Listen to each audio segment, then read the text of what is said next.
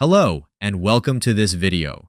Today, I'm going to show you how to organize your Activecampaign list. It's a pretty straightforward process, and if you'd like to follow along, I'll leave a link down below in the description. You can click it to try Activecampaign for free or use it to log in easily. Let's get started. First of all, we'll go to the Contacts option in the menu. Next, click on the Lists option. You'll see an Add List button in the top right corner of the screen. Click on that. Now you'll be prompted to enter some information. Type the name of your list here. Enter your URL in this field. Add a brief description for your list. Once you've filled out all the fields, click the Save button, and you're done. I hope this quick tutorial helps you out. If you have any questions, feel free to leave a comment down below.